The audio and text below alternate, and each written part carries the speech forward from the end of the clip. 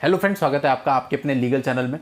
दोस्तों, आज की इस वीडियो में आपको एक नया जजमेंट मैं बताने वाला हूँ। दोस्तों, आपने अधिकतर कोर्ट के वीडियोज वगैरह भी कुछ देखे होंगे या किसी ने अगर कोई आर्ग्यूमेंट देखे हो तो मैक्सिमम टाइम जजेस का कहना होता है जैसी मेंटेनेंस का केस आता है सारे के सारे हस्बैंड बेरोजगार हो जाते हैं। क्यों? क्योंकि देखिए ऐसा है ना, वो अब अपनी बात तो रखेगा, अपनी प्रोटेक्शन तो करेगा। ये तो पत्नी पे भी लागू होता है, जब भी वो मेंटेनेंस का केस डालती है तो उसका पति बहुत अमीर हो जाता है। तो यानी कहने का मतलब है कि दोनों ही लोगों पर लागू होता है अगर देखा जाए तो। क्योंकि पत्नी की कोशिश होती है ज़्यादा से ज़्यादा मेंटेनेंस मिल जाए, पति की कोशिश होती है कम से कम देना पड़े। और जो कोर्ट होती है, कोर्ट को कागजों के आधार पर तय करना होता है।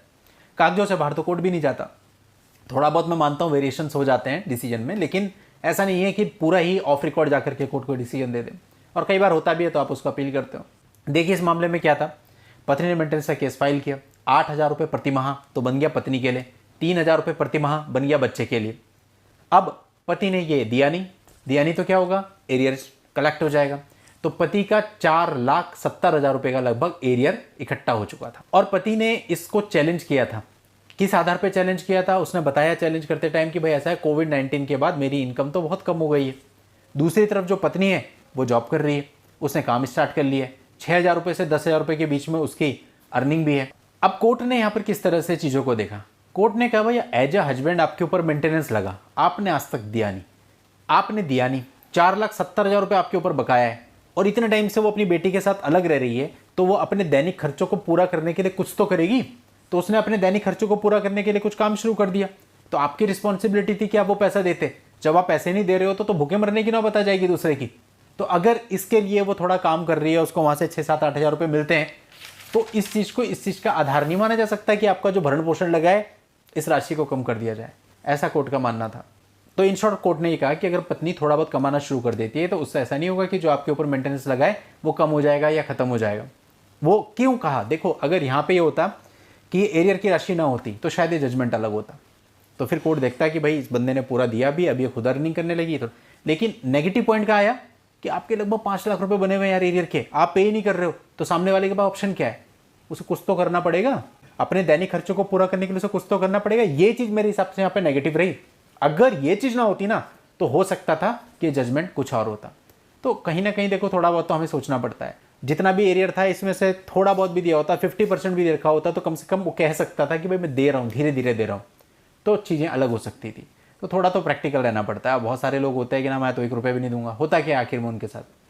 वारंट इशू हो जाता है। अभी एक मामला था, मैं एक कोर्ट में खड़ा था, जज साहब से बातचीत हो रही थी, किसी और वकील साहब का केस था। तो उन्होंने कहा कि भाई 10 लाख रुपए पति पे एरियर था, 4 लाख उसने दे दिया था, 6 लाख नहीं दिया था। अब जो 6 लाख नहीं दिया था, पत्नी ने एग्जीक्यूशन डाला, नहीं दिया, कोर्ट ने जेल भेज दिया। और जिस दिन जेल गया अगले दिन 6 लाख रुपए आ गए।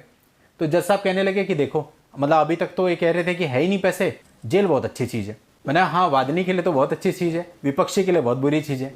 तो बात यही है, कहना बड़ा आसान, मैं जेल चला जाऊंगा, लेकिन एक्चुअल में जब जाना पड़ता है ना, एक दिन आदमी वहाँ नहीं रहना चाहता। जेल में आपको क्या लगता है कि बात आराम से जाओगे, खाना मिलेगा और वापसी आ जाओगे? जो लोग गए हैं उनसे पूछिए जाकर के, एक दिन काटना मुश्किल हो जाता है। क्या क्या करना पड़ता है वहाँ पे। और वहाँ पे भी बैठे हैं उस्ताद आपके ना 12 घंटे कटने मुश्किल हो जाते हैं। इस चीज़ को तो बिल्कुल हटा दो अपने दिमाग से कि जेल जाना है, और फाइट करो तरीके के साथ। हर चीज़ का सॉल्यूशन है, लेकिन उसके लिए आपको एक माइंड से चलना पड़ता है। बार बार फ्लक्चुएशन होते रहते हैं लोगों के माइंड, आज ये कर लूँ, कल वो कर लूँ, परसों वो कर लूँ, उसमें हमेशा नुकसान होगा। पेशेंस रखो, चलो, आराम से चलो, और आपको रिलीफ मिलेगा। थोड़ा टाइम भी लगेगा। आप सोचोगे मेरे को 6 महीने में कुछ करके रिलीफ मिल जाएगा, तो यहाँ पे कोई चमत्कार नहीं हो रहे हैं। आपको प्रोसीडिंग में ही रिलीफ लेना है। प्रोसीडिंग में टाइम लगता है, ये आपको भी पता है। हाँ, इतना जरूर है, नॉर्मल प्रोसीडिंग में लगेंगे 10 साल 12 साल। और अगर आप टेक्निकली, सिस्टमेटिकली, लॉजिकली चलते हैं तो आप इनको 1-2 साल में, 2.5 साल में निपटा सकते हैं। यानी जल्दी चीज़ें सॉर्ट आउट हो सकती हैं। मेरे पता है आपको बहुत सारे ऐसे क्लाइंट्स रहे हैं जिन्हें स्टार्टिंग में मैंने कुछ समझाया, नहीं माने, बाद में नुकसान उठाया। आज सामने से कुछ नहीं बोलते सर जैसा मन करे वैसा कर लो। क्यों? क्योंकि ठोकर ऑलरेडी खा चुके, धक्का लग चुका, पैसे से भी, हर तरह से धक्का लग चुका। तो फिर यही होता है, एक बच्चा है, उसको समझा रहे भाई आगे मत जा, मोमबत्ती जल रही, हाथ जल जाएगा। बच्चा नहीं मानता, फिर जाता है, नहीं मानता, ध्यान हटा, हाथ लगा दिया, हाथ जल गया, उसके बाद दोबारा नहीं जाएगा। तो फिर कोई माँ बाप ये नहीं चाहता ना कि बच्चा जाके हाथ जला के सीखे।